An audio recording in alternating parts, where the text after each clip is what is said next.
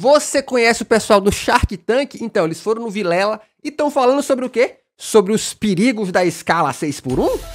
No caso, o fim dela? E bora ver.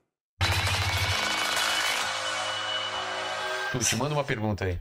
Ó, a Mariana mandou aqui. Vocês, como empresários, o que acham do fim da escala 6x1? Ei. Olha só. Você joga assim essa pergunta? Né? Não, mas, semana que vem tem um debate sobre isso. Né? Aqui eu posso responder com muita tranquilidade sobre isso. Primeiro que, assim, eu acho super importante a gente analisar o contexto mundial. Contexto mundial. Países, o que aconteceu com países... Comentário muito bom. Rico falando sobre trabalho. É verdade. É foda, é foda. Que fizeram redução de carga horária. Primeiro lugar, estavam numa condição socioeconômica muito mais avançada do que o Brasil. E, ao adotarem a redução de carga horária, perderam competitividade de maneira significativa com outros países. Vou citar um exemplo super conhecido, que é o da França. A França teve um movimento de redução de carga horária, teve todo um movimento de proteção social, e a Alemanha e a Inglaterra andaram bem à frente. Depois... Porra, mas que comparação, né, bicho? Vamos lá, eu vou bater aqui de primeira, vamos lá. Comparar a França com a Alemanha? Porra! Primeiro, a população da Alemanha é bem menor. A Alemanha, de fato, é um país que é mais industrializado nesses aspectos. Por esses motivos... Não vou nem dizer mais industrializado, tá? Vou dizer no sentido de que é um país que, por ter uma população menor e que talvez com mais grau de instrução educacional, acaba tendo empregos mais qualificados. Mas vamos lembrar também que é o seguinte, né? Se você olhar no contexto histórico, a Alemanha fazia acordos historicamente que os outros países não fizeram. Um monte de marca, né? O famoso. O que a Alemanha tava fazendo em 1940 alguma coisa, tá ligado? Um monte de marca alemã que fez umas paradas muito doidas. Então tem esse ponto aí. Tá? Depois a França teve que corrigir o rumo. Então... Fora que bom comentário, a França teve redução de colônia. É difícil responder essa pergunta de forma genérica, porque tem determinados segmentos que faz todo sentido a escala não ser 6:1, e sem prejuízo nenhum. Mas... outros segmentos faz todo sentido que a escala continue sendo 6:1. E a pretexto do que as pessoas acham, que talvez trabalhando menos a qualidade de vida vai aumentar, a gente corre o risco de, como a renda aqui no Brasil é muito mal distribuída, das pessoas ficarem com 2 empregos. E aí... Mas aí que tá, meu camarada, as pessoas já têm 2 empregos. Ou empregos pejotizados que são muito mal remunerados. E isso não tem a ver... E esse problema é um problema que foi cavocado pelo Estado. Quando o Temer fez a reforma trabalhista, que deu essa possibilidade, ele cavocou isso. Por quê? Porque o empresário no Brasil, meu irmão, ele não quer pagar. E foda-se, essa é a verdade. É um desejo. Até porque dentro do capitalismo é isso mesmo, né? O cara quer aumentar suas margens. Então, ele vai olhar para o trabalhador, que é onde ele pode apertar, por N motivos, por toda a herança histórica que o Brasil tem, e ele vai apertar ali. A intenção do legislador, que talvez seja que a pessoa tenha mais qualidade de vida, na verdade a pessoa vai ter menos qualidade de vida, porque vai precarizar ainda mais o emprego e vai trazer uma jornada dupla. Então, fundamentalmente... Eu acredito que não. Eu acho que isso é um problema geracional. Esse vício no trabalho, a gente não nasce com ele, ele foi ensinado. Então, a geração dos nossos pais trabalhou muito, botaram na cabeça que tinha que trabalhar, piriri, pororó. Tanto que a classe empresarial é toda pistolinha com a geração Z, né? A geração Z não quer trabalhar. Então, eu acredito que isso é um problema geracional que em uma geração morre. Então, em uma geração, porque eu acredito que num primeiro momento as pessoas vão sim ter 2 empregos, porque o brasileiro, é óbvio, né? O cara já ganha tão mal num trabalho, hoje, de salário mínimo, que quando ele tiver a chance de ter outro trabalho para ganhar um pouco melhor, ele vai fazer isso. Porque a única coisa que ele tem de vantagem ainda, os que são CLT, é alguma proteção social. A partir do momento que isso se reduz, porque cada vez existem menos empregos de carteira assinada, o cara vai pensar, já que eu tô na chuva, é pra me molhar. Então, já que eu não tenho proteção social mesmo, eu vou tentar mais um outro emprego, pra pelo menos eu aumentar a minha renda pra no futuro eu poder me fuder menos, talvez, tá ligado?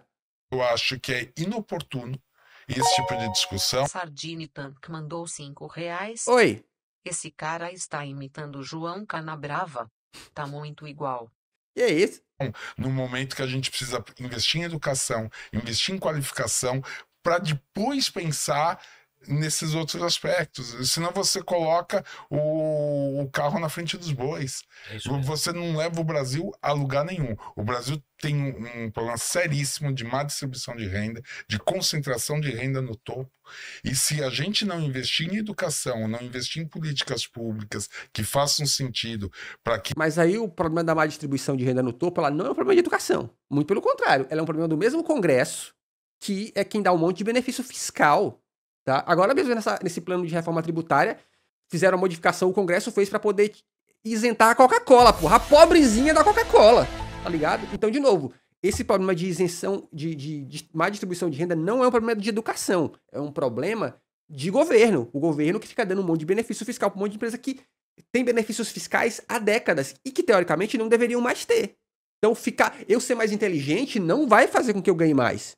Não vai fazer, na verdade, não vai fazer com que diminua a desigualdade. Por quê? Porque o de cima sobe e o de baixo desce.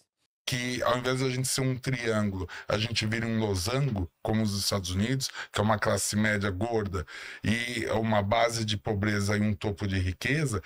Ele tá enganado. Eu vou chutar que ele tá enganado por falta de conhecimento. Todos os estudos comprovam que a desigualdade nos Estados Unidos aumentou pra caralho, tá? E que, inclusive, os estudos mostram que a desigualdade que eles acreditavam que deveria ser, ela foi superada em muito. Então, esse papo de uma classe média gorda é papinho. O nível de diferença para a classe rica americana é gigantesco, tá? A gente jamais vai ser um país de primeiro mundo, aquele país de futuro que desde a infância eu escuto minha professora falando: pô, o Brasil é o país do futuro. Pois é, passou 50 anos que eu escutei isso e não chegou. Não chegou esse futuro não chegou e não vai chegar. Não vai chegar porque o país... Sabe por que não vai chegar? Porque vocês continuam olhando para os Estados Unidos como que é da maneira que os Estados Unidos exploram o mundo. Eu acho que a gente devia, obviamente, por A mais B, tá olhando para a China, meus amiguinhos, tá? A gente tá olhando para lá. Mas fica nesse, não é porque o comunismo... Tá aí a China só, ó, fazendo chip, dominando mercados. E depois, ó, vrunco. O país continua sendo um país muito injusto com a sua população. Um país que arrecada 80% de impostos no consumo não pode ser um país que vai dar certo. Porque o consumo... Mas aí que tá. Arrecada uma cacetada no consumo, mas dá um monte de injeção pra CNPJ, irmão. O consumo penaliza o mais pobre.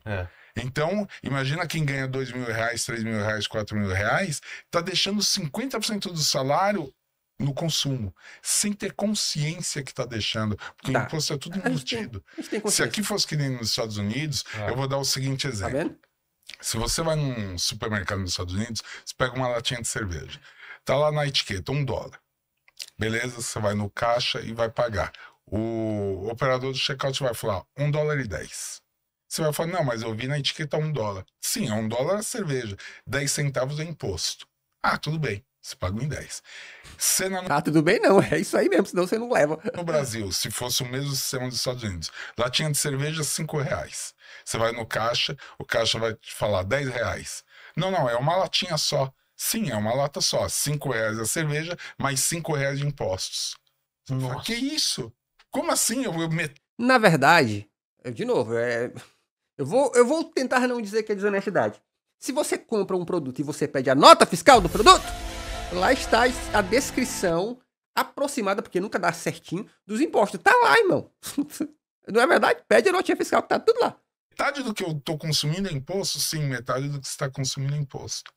Então, o Brasil, só para fazer a comparação, os Estados Unidos arrecadam, de todos os tributos que os Estados Unidos arrecadam, só 20% vem do consumo. Aqui no Brasil são 80%. A gente acabou de passar por uma reforma tributária que não tocou nesse assunto absolutamente estrutural. Passou longe de discutir isso e discutiu outras coisas. Então, discutiu benefícios fiscais para empresas que já são gigantescas e que não precisam. A gente precisa de um país com renda bem melhor distribuída. Fala, Tuti. Vamos lá. O Vinícius Passou? Nunes, qual empresa vocês não davam muita coisa, mas depois Passou. o investimento foi muito rentável? Era isso, nem falou. Eu acho engraçado, né? Porque toda vez que o assunto é escala 6x1, tudo é mais urgente do que reduzir a escala 6x1, né? tudo é mais urgente, tudo tem... Não, tem um monte de coisa que a gente tinha que fazer, que é educação, que é a carga tributária, um monte de coisa. Eu acho engraçadíssimo isso. Não dava muito. Mas se não dá muita coisa, eles não investem, né? Mas Eu acho que seria sob a ótica que ele quis dizer que você tinha uma expectativa menor. e no final do Foi dia, surpreendido. quando você entrou para dentro dela, você viu que havia ali um mar de oportunidades, né? Uma oportunidade gigante. Isso pode ocorrer. Eu não me lembro aqui de nenhum negócio que eu imaginei que fosse dar 10 que depois virou 1 milhão, né? Tô dando um exemplo aqui. Olha, eu teve um né? caso que foi o Filma Eu, e eu gosto bastante de falar deles, porque me surpreendeu em relação a eles tinham uma lista de espera gigantesca de meses, assim, e eles estavam procurando um aporte justamente para suprir essa necessidade. E depois que eu entrei, assim, na empresa, eu achei, pô, o crescimento foi muito rápido. Hoje eles têm 1.300.000 vídeos sendo produzidos mês. É uma câmera que vai nas quadras de beach tênis, de futebol, é muito legal. E eles, os meninos ali, eles entenderam logo o jogo ali que, pô, peraí, a gente tá queimando caixa porque eles cediam a câmera, então eles estavam atrapalhando o fluxo de caixa. Eles pivotaram e isso foi muito mais rápido do que eles esperavam, do que a gente esperava. E disso nasceu mais 2 empresas, uma voltada para mídia, né, porque no final do dia eles colocam no espaço do vídeo um espaço publicitário, então eles acabam ajudando o dono da quadra, o dono do campo a monetizar. E daí a gente criou um educacional para o dono da quadra também, a fazer gestão financeira, etc. E a gente conseguiu desenvolver agora outras linhas de frente, né? Outros esportes e um olheiro digital. Então eles desenvolveram uma tecnologia porque hoje a câmera, ela com inteligência artificial, você tem como ter tempo de bola, velocidade do chute, etc. Então, ou seja, você tem um leque de oportunidades. Então eles me surpreenderam. Eu já achava que é muito bom o negócio, tanto que nesse dia eu disputei com o Caíto e falei assim, olha, eles vêm e perguntam assim, eles vêm com uma contraproposta de 20%. Aí o Caíto, mas serve pros 2? Aí eu falo, putz, vai entrar nessa discussão aqui. Você desistiu do Caíto, você fecha agora? Porque eu queria de qualquer jeito fechar com eles. Eu falei, cara, eu não quero nem discutir se vocês gostam ou não do Caíto. Já trocou o foco. Não é nem isso, pô, eu entendi isso aqui, ó. O reitor tava falando disso aqui, faz sentido. Ele falando assim, a galera tem falado que a audiência do podcast tem caído. Ele falou assim, sabe por quê? Por causa dos cortes. Os cortes é uns clickbait. O cara falava, vamos falar do assunto A nesse corte. Aí eles vão falar lá no meio do corte, tá ligado? É por isso. Quero entrar no negócio. E daí eu acabei fechando com eles e eles me surpreenderam nesse sentido, que já tinha uma lista de espera. Ter uma lista de espera de clientes grandes, assim, é raro. É muito raro. Então, ou seja, tipo, não tava mais fácil, entre aspas, do que eu imaginei ali pelo tempo que eles têm para explicar e tudo mais. Então, esse acho que foi uma que me surpreendeu bastante. Mas tem vários ali que eu acho que, às vezes, eles se embananam mesmo. Então, acho que, às vezes, tipo, não é tão complicado. Não que, tipo, decolou rápido, mas que não era tão complicado. Às vezes, o problema que ele acha que é um grande problema, pra gente é mais simples. E falta visão estratégica também, né? Na maioria dos casos. Às vezes eles estão fazendo a coisa certa da forma errada, né? E aí a gente, quando a gente tem bagagem, tem experiência, você vai, corrige, melhora aquela operação. Ontem eu tive 2 reuniões de Shark, por um acaso. Hoje eu tive uma reunião de 2 horas no meu escritório com um Shark da 9ª temporada agora, apresentando para sócios de um negócio que eu quero conectar o investimento que eu fiz lá, eu quero conectar com um negócio que eu já tenho no portfólio. Então, isso ocorre muitas vezes também. Como eu tenho lá 15 marcas dentro do meu portfólio. Às vezes é uma ligação dentro do nosso ecossistema que resolve um monte de coisa que ele pode ser um fornecedor, ele pode ser um potencial sócio de algum desses negócios, né, com um produto novo ou serviço.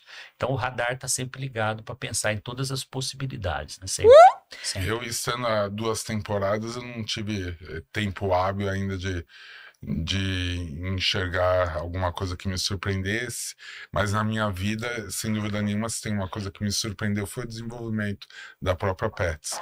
Eu digo isso porque quando eu montei a Pets Intermarginal, meu único objetivo era ter aquela loja no Marginal Tietê para sustentar meus 4 filhos. Era o único meu. Tanto é que o nome revela isso. Pet Center era para dizer qual o ramo de atividade, Marginal era para dar o endereço. Eu queria até colocar o telefone no nome.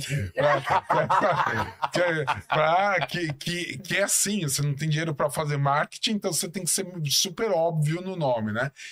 E aí o empreendedorismo veio para a segunda loja, terceira loja, e hoje são mais de 260 lojas. E a gente vai para a 10ª temporada, é isso? 10ª temporada. Próximo vem. ano, 2025. Mas tem data de estreia já, tudo? Normalmente Geralmente o segundo grava, sempre A estreia. exibido no segundo semestre, grava até Grava. ali ou maio, ou junho, ou julho, Tá. fica ali entre maio, junho e julho as gravações, e depois é exibido em setembro, né? Tá aí. A gente pensou que uma coisa era outra, né? Se inscreve neste canal. Aqui tem vídeo de segunda a sexta, porque somos contra a escala 6x1. Beijos e... Esse é o áudio errado. Beijos e tchau, obrigado.